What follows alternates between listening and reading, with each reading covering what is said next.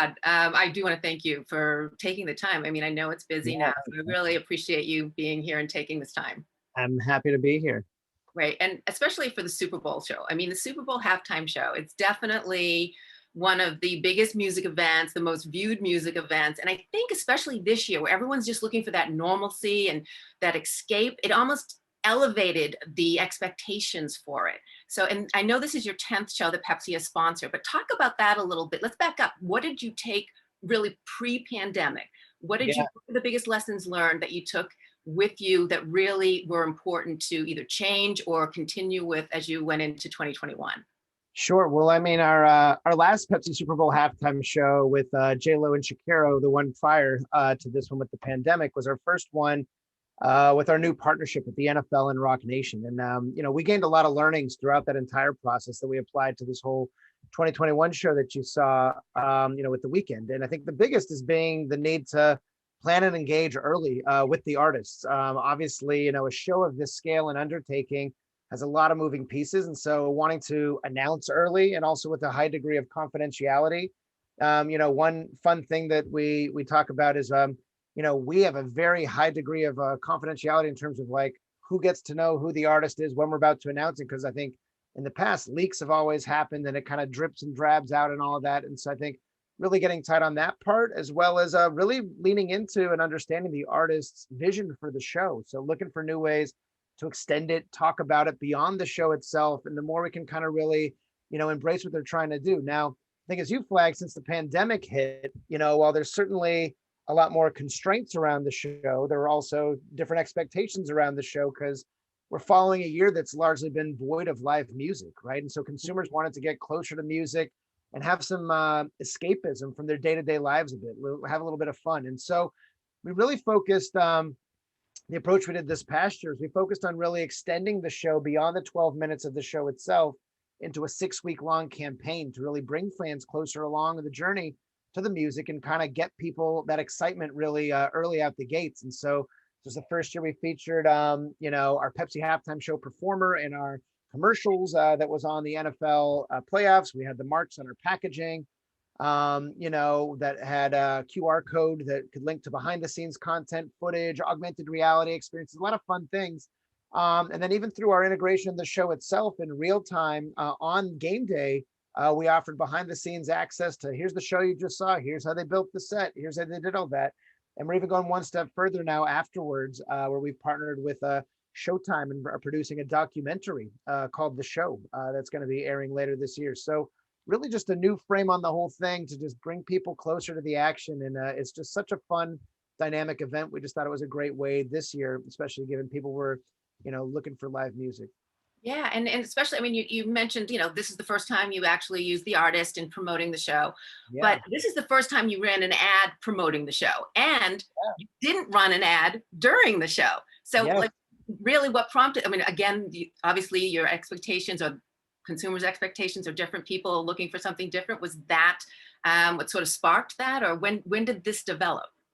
Yeah, it really just started from the fact of, in Super Bowl, every advertiser likes to get out of the Super Bowl and it's very cluttered and you're shouting over each other for your 30 seconds and how you can really break through. And again, and we're fortunate at Pepsi that we have a brand that's so endemically associated with the Super Bowl. It's actually the number one brand associated with the Super Bowl across all brands. And so we have this great heritage in the space, which is great. But what we found is like, hey, why don't we focus on the 12 minutes we already have in the middle of the game rather than on the 30 seconds we'll put around it as well, and really doing more with that. Now there's been a lot of barriers in terms of like, how do you, there's a lot of stakeholders involved in how you got to collaborate to do this between Pepsi, Rock Nation, the NFL, the artists, the network, the production partners. It's very hard to, partner with that many people at once, but we thought this was the right undertaking and the right year to do it. Given all that's at stake, and to really do it in a way that we could extend that window out, we thought was just a really fun way to bring it to consumers. Yeah, and if you can just, I mean, because it's a huge endeavor, obviously. And I know, I mean, there's so many logistics involved, and I'm not going to ask you to run through them all, but just, please give us a checklist here. But just in Yeah. general, as you talked about, I mean, you leverage different platforms, talk about what was important and also integrating those platforms, because that's key as well, Yeah. and getting people excited for the actual event. Well, you know what it is? It's the event itself is just so massive. There's really nothing like it. When you think about it, it's the most watched, most talked about moment every single year. Not just moment of the Super Bowl, but of the year. You have any single concert with 100 million viewers, right? That's like 5,000 Madison Square Garden concerts at the same time, you know? And you think of social media and Twitter blowing up when something happens on the show and there's a moment or something, right? And so it's a great situation to be in, but to your point is, how do you harness it and do more with that? And that's something that we've really focused on from you know, a lot of our on-air integrations, whether they were in game or through our NFL broadcast to kind of lead up and help tease and promote it, all the way to on social media. On game day, we have a integrated war room of people really, you know, figuring out how to tweet, you know, with consumers and playing. We were doing giveaways of all the items from the weekend during the show itself, and you know, leveraging that with our media buy, you know, with Twitter, doing a program on TikTok that we ended up doing with the weekend's new song, you know, Save Your Tears, which got over 3 billion views, you know, so like doing a whole bunch of stuff all at the same time. It's that, how do you develop that ecosystem of kind of omni platform, you know, tools from a media standpoint and a creative standpoint that can tell a cohesive story, everything from traditional TVCs all the way into in-store at retail, right? We took this to point of sale and packaging and everything like that. And so, and a big enabler of that was having kind of a unified design language that could tie it all together. So when people saw it, it all looked and felt like one show. So that's really one of the biggest difference we did this year. Yeah, and in terms of, and I'm sure there's a lot of research that went into this and finding out really what people are looking for. As you mentioned, you know, using the artist. I also noticed you guys, the product placement was a little less. You know, it's much more subtle. I mean, was there research that you did that maybe found out, okay, during the pandemic, this is what people are expecting for the game? Were there any data points that you really turned to sort of decide these kind of decisions, Yeah. making decisions? Well, I think this year, you know, in particular with the pandemic, I think obviously Super Bowl parties, sports bars, you know, people going to the Super Bowl itself, all that stuff couldn't happen this year.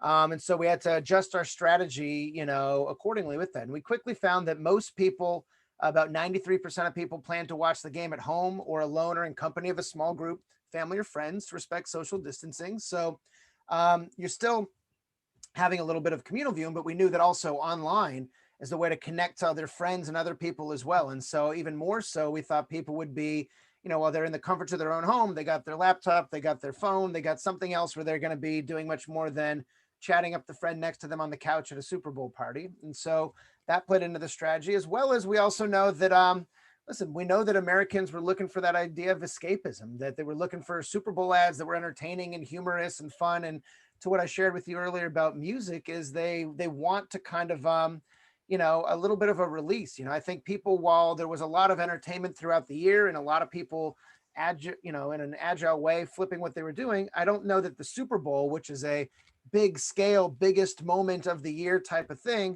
I don't think you want to see someone perform in their living room on their acoustic piano. You know, like it's not, they wanted high production. They wanted it to feel normal, even while we still had to respect social distancing in terms of where people stand and how we did it and all that kind of stuff. And so I think that was those were some of the things that we were looking at as we were thinking about the strategy. Well, even the spot itself, I mean, it just made you want to bop your head. And as I said, you didn't necessarily, unless you're looking, you didn't know that it was initially a Pepsi ad. You know, I mean, it's just, you know, you see the can suddenly or this Yeah. and just sort of going with the music and enjoying it. And then you're told at the end, sort of, you know, that, and I mean, was that type of energy for your ad, was that very purposeful, I guess, given Yeah. the way things are right now?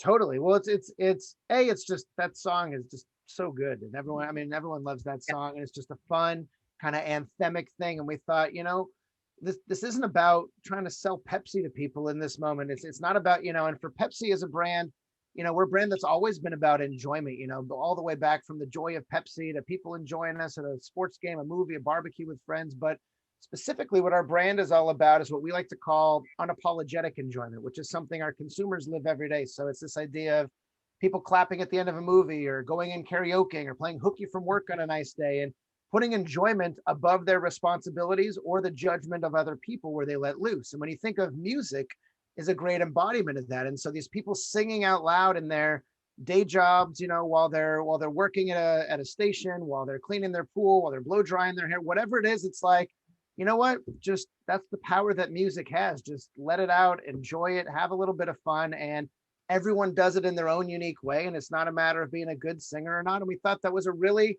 unifying thing of just, while we've all had a lot of things bringing us together this last year, one is also everyone loves Blinding Lights as a song, and it's just a fun thing. And so let's start to kind of, showcase that we're all enjoying it in our own unique ways, and just get everyone excited for this moment of the Pepsi Super Bowl halftime show. So that's really what we were trying to do.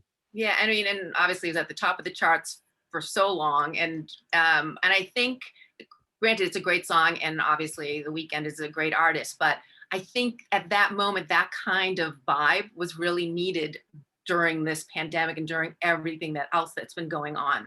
Totally. Well, I think it's also, and I remember during the height of the pandemic where every ad on TV, you'd hear those piano keys and we're all in this together. And it was very somber. And you're seeing doctors and masks and all great stuff that, again, is all positive in spirit. But it's everyone in their day to day has a hard enough time coping with all the changes going on right now, from COVID to, everything in the world that's been changing right now. And I think they're just looking to TV and entertainment, sports, music as a little bit of escapism. And so we just wanted to help, play our part.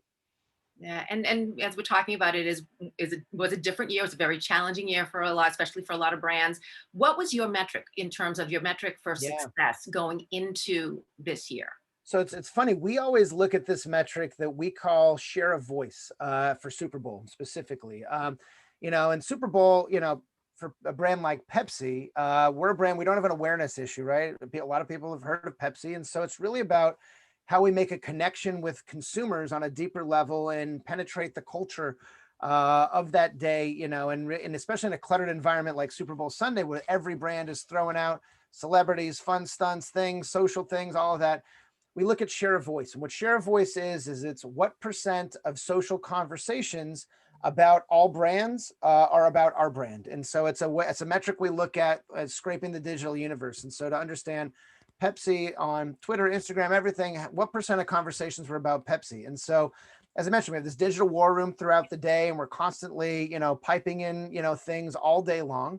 And then between the halftime show and a lot of these game day promotions and things we were doing, our media buy, our overall conversation, we actually delivered 52% share of voice, which it's unheard of. It's 52% of all social conversations about brands on game day were about Pepsi. And that's the second straight year that we've actually had the number one share of voice. Last year, we won back-to-back Twitter Brand Bowl MVP as the number one brand share of voice. Last year was 43%.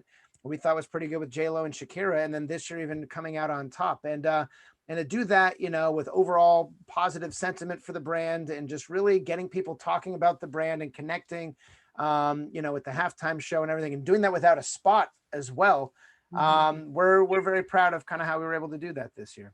Well, and you talked about it, you're sort of pulling from everywhere, and you're on, TikTok and Twitter. And how are you, and I guess also talking about last year, you also had a good share of voice, but this year is a little better. But what is it that you credit for that? And how are you keeping track of that? I mean, a lot of measurements, a lot of balls in the air. How are you actually being able to do that?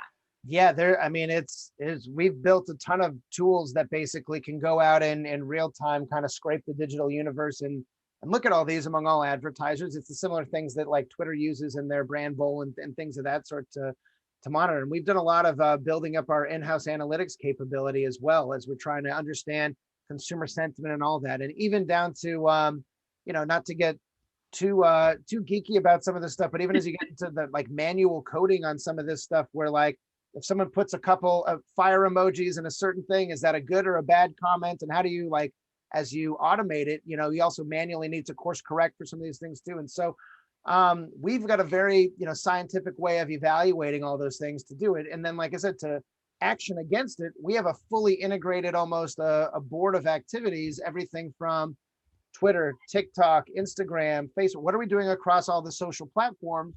Knowing the beats that are happening on air, whether it's the show, whether it's the in-game promo, and then also having a bit of real time, we need in those war rooms to have real-time creatives. We have our legal team. We have a lot of other stakeholders in the mix there, knowing, let's say brand X tweets and we want to reply to them, or a spot airs that does something else. And so it's just being quick on our toes and really trying to make sure at the forefront of it, we're just trying to get a lot more positive discussion around brand Pepsi in an authentic way to us on game day.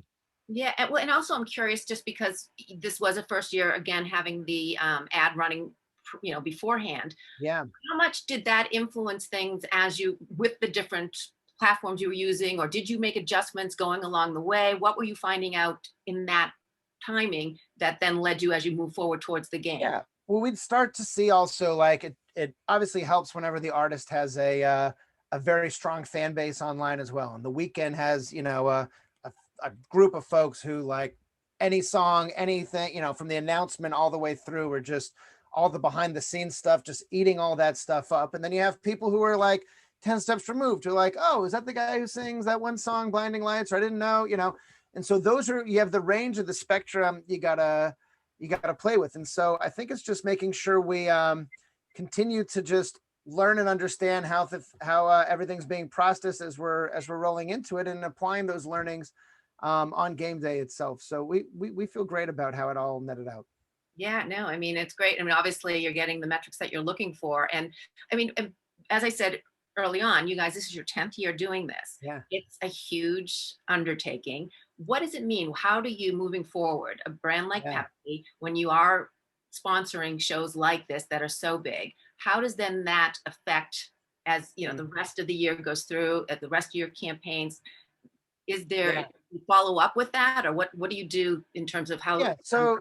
So I think what it is with a platform like the halftime show, we want to lean into make sure our role within the show is really felt. Actually, more people use the hashtag Pepsi halftime than they did hashtag Super Bowl on game day, just to put in perspective, which is kind of crazy. But when you look at it in the broader marketing mix, like, obviously it's a bit of a balance. We do on Pepsi a range of different things. We have these big equity moments like the Super Bowl halftime show, obviously doesn't get bigger. We do a lot of small equity moments like little social real-time tweets, fun, clever things online as well.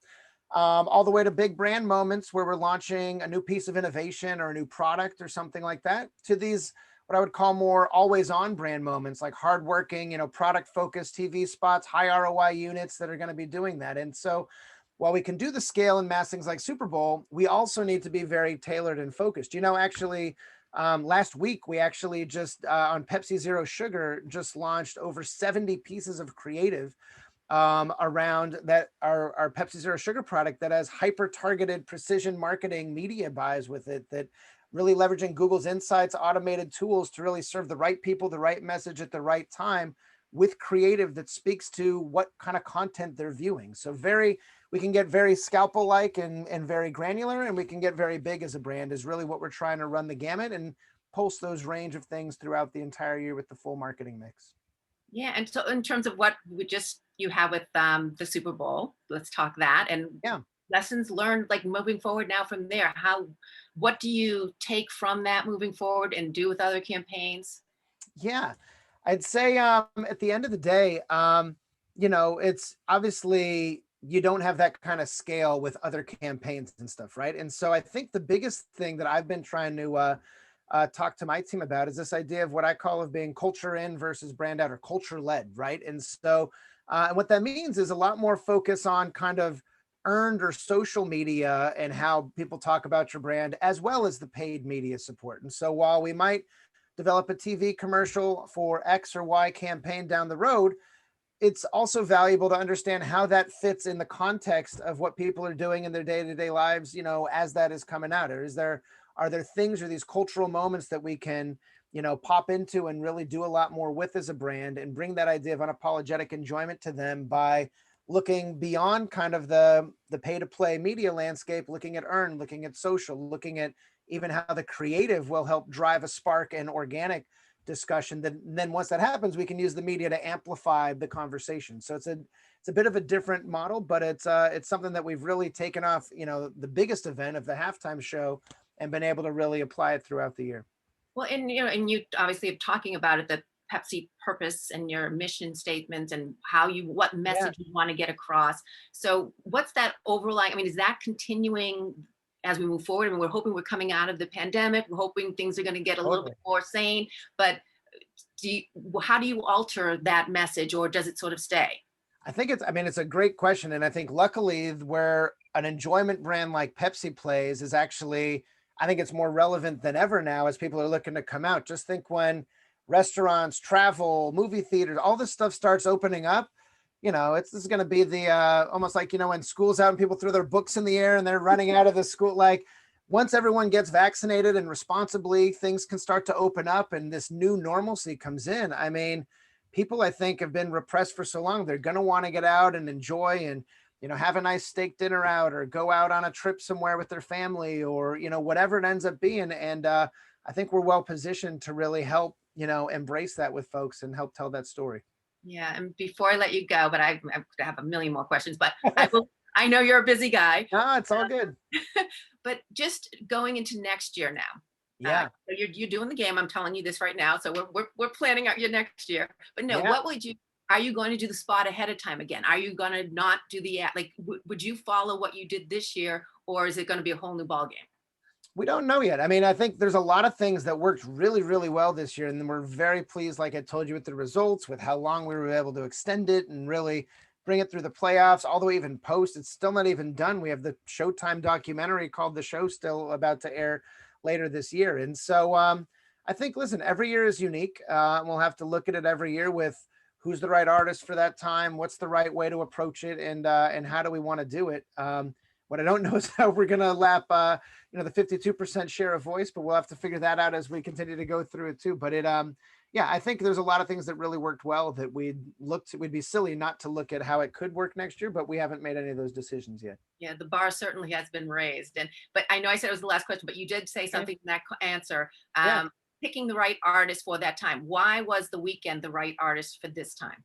I mean, there is no hotter artist right now than when you look at just his album and the amount of hits and how he is musically one of the most talented artists on the planet. But also I think a lot of people didn't really understand just how much his performance art, I mean, when you look at kind of how he's taken this character and pulled it through all these award shows and different performances and just, really his artistic vision, we wanted to give him a stage to really let him kind of showcase his talents, tell his story. And also just, again, he's one of the most popular artists in the world. And we thought it was a good moment to really help bring him to that next level as well in his career. Yeah, and I think the song itself set the perfect tone, definitely for what was happening in this, and at that moment. Absolutely. Well, Absolutely. Todd, thank you again. As I said, I could sit here and keep asking you No, everything, no but I worries. really appreciate you taking the time, and this was great. You were really wonderful today. Thank you. Oh, thank you. Likewise. This was a lot of fun. Appreciate it. I'm glad. Cool. Take care. All right.